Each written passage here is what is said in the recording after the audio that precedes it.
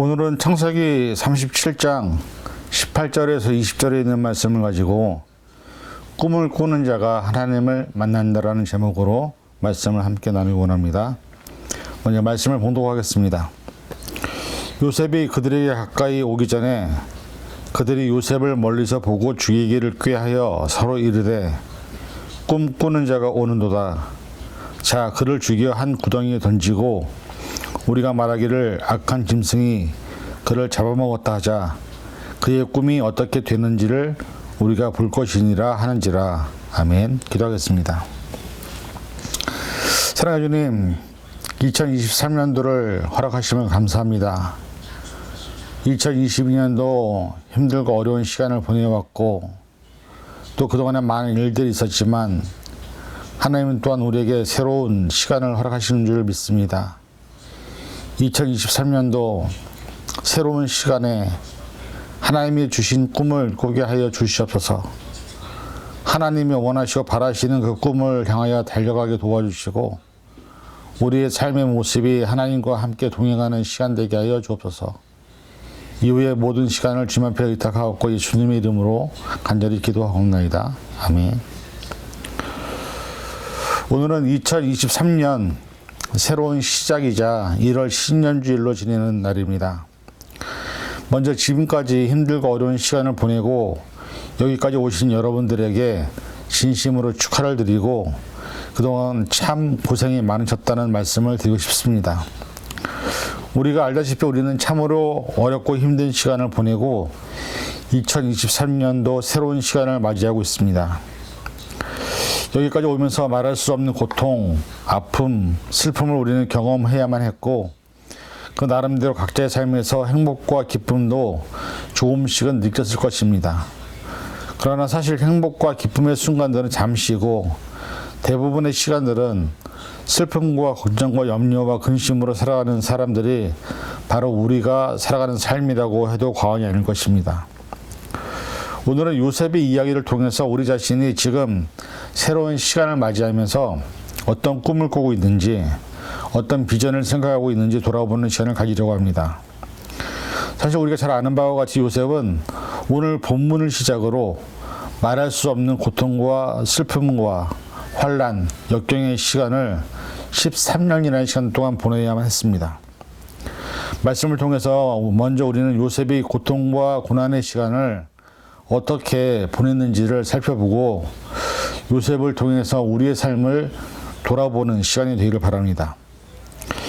요셉의 형들이 요셉을 너무나 시기하였고 요셉을 팔았지만 하나님은 요셉과 늘 함께 하셨습니다. 사실 요셉의 가정을 살펴보면 야곱은 레아보다 라헬을 편애하였고 라헬이 베냐민을 출생하다 죽자 라헬의 아들인 요셉을 더욱 편애하였습니다. 이로 인해 다른 세 명의 아내로부터 난 형제들의 시기의 대상이 되었고 결국 요셉을 죽도록 미워하는 분노와 질투의 원인이 되었던 것입니다. 이는 야곱의 가정 안에 있는 가장 깊은 갈등의 모습이었습니다. 이런 상황 속에서 요셉은 자신이 꿈꾼 이야기를 형들에게 이야기함으로 더욱더 미움이 증폭되었고 그들의 미움은 요셉을 죽이기까지 하자는 결의까지 이루어지게 된 것입니다. 그러나 어쨌든 간에 큰 형의 만류로 요셉은 애굽으로 팔려가는 노예로 팔리는 처지가 되었습니다. 그리고 형들은 아버지 야곱을 속여서 요셉이 짐승에 물려 죽었다고 믿게 하였던 것입니다.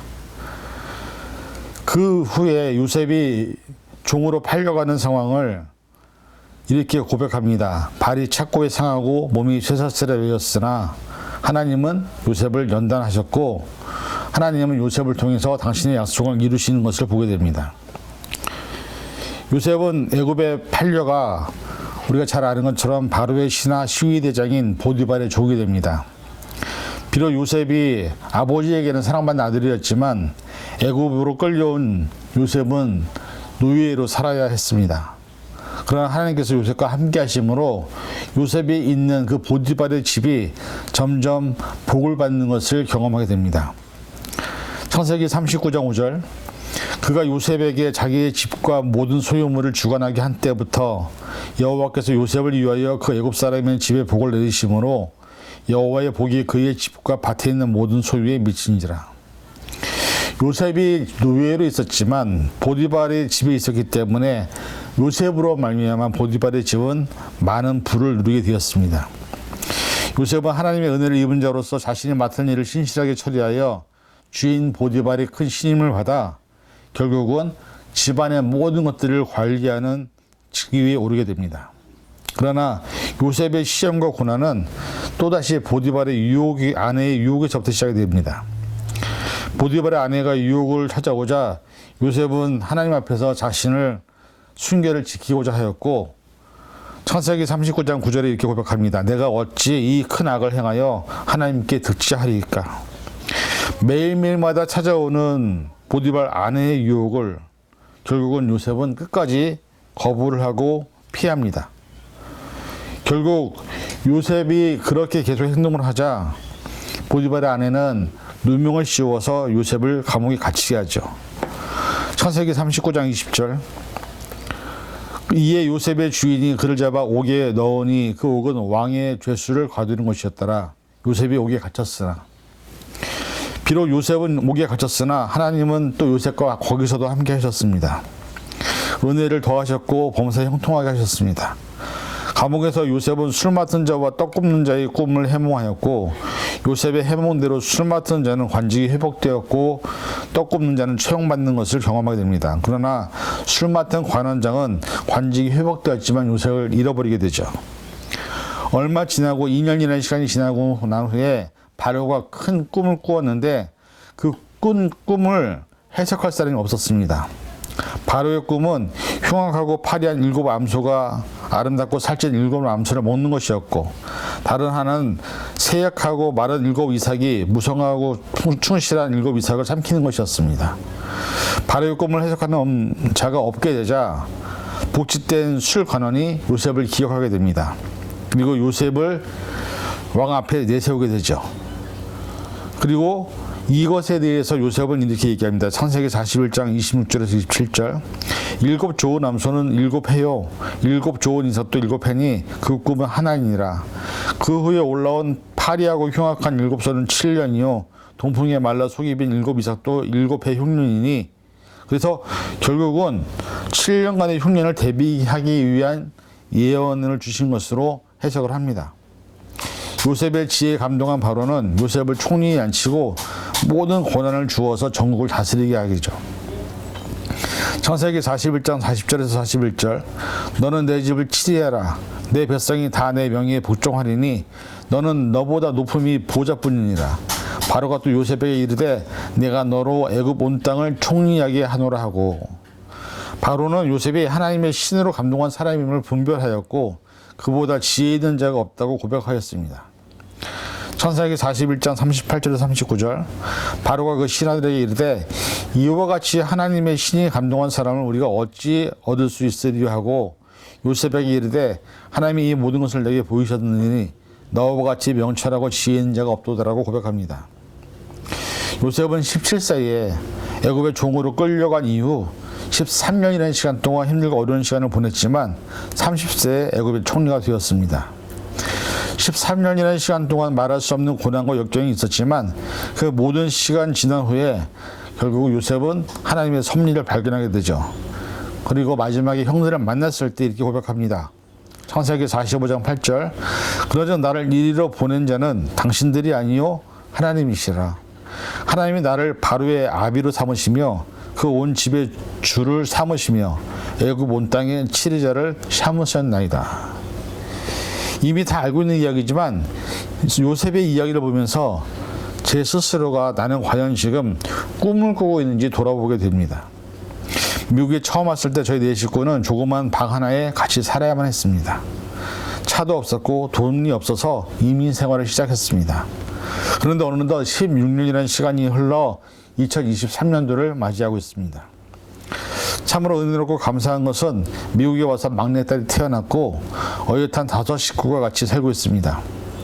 게다가 방 하나에서 시작한 이민 생활이 아직도 힘들고 어렵지만 지금은 단층 하우스에 살고 있고 렌트비를 밀린 적은 한 번도 없습니다.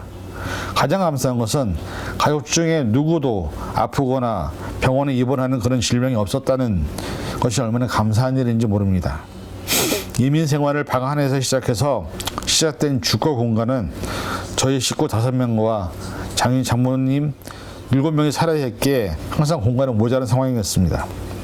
투베드 아파트에서 3베드 2층 하우스로, 그리고 3베드 타운하우스에서 결국은 지금은 3베드 단독 1층 하우스로 옮기기까지 수많은 시간과 환경이 바뀌었습니다. 그리고 미국에 와서 꿈으로 원했던 15인승 밴도 생기게 되었습니다. 힘들지만 차를 4대로 움직이고 있는 우리 가족의 모습을 돌아보면, 그리고 목회 현장에서 꿈꾸고 고민했던 복지선교 목회를 비영리단체를 통해서 만들어가면서 살아가고 있는 지금의 모습이 어떻게 보면 요셉과 같은 기적이 아닐 수 없습니다. 지금은 비영리단체를 운영하면서 힘들고 어려운 시간을 보내고 있지만 새로운 펀드가 들어오게 되었고, 좀 더 적극적으로 더 많은 한인들을 위한 서비스를 확대하기 위해서 여러 가지 새로운 준비와 계획을 하고 있습니다. 이 또한 하나님이 원하시고 바라시는 사역이라고 한다면 어떻게든 열어주시고 많은 사람들을 도울 수 있는 사역의 장이 열리게 될 줄로 믿습니다. 비록 힘들고 어렵지만 나름대로 새로운 준비와 새로운 계획에 대한 꿈을 꾸고 그것을 어떻게 이루고 만들어갈 것인지에 대한 부분을 계속 생각하고 있습니다. 여러분은 어떻습니까? 여러분에게는 어떤 꿈이 있습니까? 요셉과 저를 비교할 수 없지만 공통점이 하나 있습니다. 요셉이 꿈을 꾸었던 모습이 현실로 나타나기까지 13년 동안 요셉은 하나님의 섭리 가운데 수많은 연단과 훈련을 거쳐야만 했다는 것입니다. 그 훈련과 연단이 요셉이 총리가 되는데 필요한 모든 과정이었다는 것을, 그리고 하나님의 말씀의 예언이 이루어지기까지 이 모든 과정을 하나님께서 친히 이루셨다는 것을 보게 됩니다. 저 또한 지경을 넓히는, 또한 사람들을 돕기 위한 그런 시스템을 구축하는 꿈을 꾸고 있고, 그에 필요한 재정과 여러 가지 사역을 준비하면서 나아가고 있습니다. 그에 필요한 모든 재정과 환경은 하나님께서 요셉을 통해서 일하신 것처럼 저의 사역에서도 하나님께서 만드실 것이라고 저는 믿습니다. 그러나 이러한 일들이 과연 저와 요셉의 삶에서만 일어난다고 생각하지는 않습니다. 우리가, 여러분이 하나님의 꿈을 꾸고 하나님의 원하시고 바라시는 일들에 대한 비전을 품을 때 하나님은 비록 힘들고 어려운 과정과 상황을 지나게 하시지만 그럼에도 불구하고 우리를 위하여, 아니 여러분을 위하여 꿈과 비전을 이루시는 분은 우리의 아버지이신 하나님이심을 믿으시기 바랍니다. 예수님의 비유 중에 새 포도주에 대한 비유가 있습니다. 누가복음 5장 37절에서 38절, 새 포도주를 낡은 가죽 부대에 넣는 자가 없나니 만일 그렇게 하면 새 포도주가 부대를 터뜨려 포도주가 쏟아지고 부대도 못 쓰게 되리라. 새 포도주는 새 부대에 넣어야 할 것이니라. 우리가 원하지 않든 원하든 간에 2023년이라는 새로운 시간을 맞이하고 있습니다. 이 얼마나 놀라운 은혜인지 모릅니다.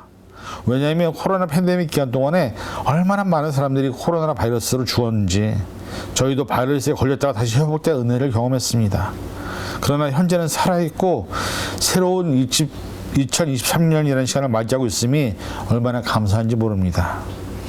이제 모든 상황과 환경이 코로나 팬데믹으로 바뀌었다고 하지만 우리가 살아가야 될 삶의 상황과 환경 안에서, 그리고 우리 가족 안에서, 그리고 좀 더 나아가 우리의 교회 공동체 안에서 새로운 시간을 준비하고 살아야 될 책임이 우리 모두에게 있음을 깨달아야 합니다. 그래서 회사도 교회도 새로운 시간을 맞이하는 모든 개인과 공동체는 새로운 비전과 새로운 꿈을 꾸며 준비를 해야 합니다.